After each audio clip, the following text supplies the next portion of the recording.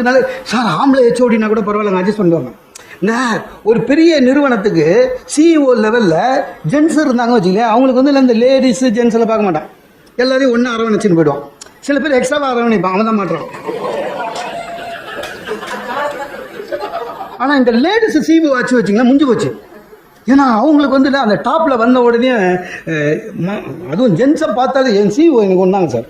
அந்த மாதிரி வந்ததுலேருந்தே எனக்கு அப்படியே முடிஞ்சு போச்சு. சனி ஆன மாதிரி இதெல்லாம், சனி பயிற்சி ஆன மாதிரி அந்த அம்மா ஜென்ரலாகவே திட்டுவாங்க சார்.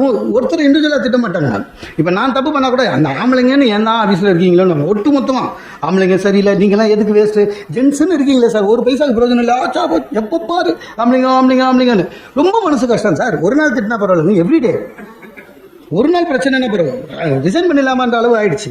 ஏன்னா மனசு கஷ்டத்தை யார்கிட்டையும் சொல்லவும் முடியாது. இப்போது நம்ம ஆஃபீஸர் ஆம்பளைன்னா ஒய்ஃபு கிட்ட சொல்லலாம், சார் எங்கள் சார் திட்டாருன்னு. மேடம் திட்டாங்கன்னு ஒய்ஃபு கிட்ட சொல்கிறதுக்கே கூச்சமாக இருக்குங்க. ஏன்னா சொல்லிட்டோம் வச்சுங்களேன், நாளைக்கு சண்டையில் அவளே 4 வார்த்தை எக்ஸ்ட்ரா பேசிட்டா, தாலி கட்டின புருஷன் இப்படி பேசுறியேன்னு கேட்டால், ஊரில் எவ்வளோ உன்னை திட்டுறா வாங்கி வரிய, தாலி கட்டின ஒய்ஃபு நான் திட்டக்கூடாதான்னு கேள்வி கேட்பேன். அதனால் பார்த்தேன் நல்ல காலம் ஒரு ஒரு இது கெட் டுகெதரில் அவங்க ஹஸ்பண்ட் வந்தார். அவர்கிட்ட தெளிவாக போய், சார் தப்பாக நினச்சிக்காதீங்க சார், மேடம் எப்போ பாரு எங்களை திட்டுறாங்க, நான் நினைக்கிறேன் வீட்டில் நீங்கள் சரியாக அவங்க பார்த்துக்கிறது இல்லை போல இருக்குது, அந்த அம்மா உங்கள் கோவத்தை எங்ககிட்ட காமிக்கிறாங்கன்னு. அவர் சொன்னார், அடப்பாவி நானே உங்கள்கிட்ட கேட்கணும்னு இருந்தேன்டா, நீங்கள் இங்கே பண்ணுற எரிச்சல் தான் அவள் எம்எல்ஏ அதாவது அந்த அம்மா எல்லா ஆம்பளையும் முடிக்கல, பிரச்சனை தான் ஒன்றும் இல்லை, ஈஸி சால்வ் பண்ணுறது ஈஸி. அன்றைக்கி லேட்டாக போனேன், இப்போல்லாம் நானும் அந்த அம்மா ஃப்ரெண்டு.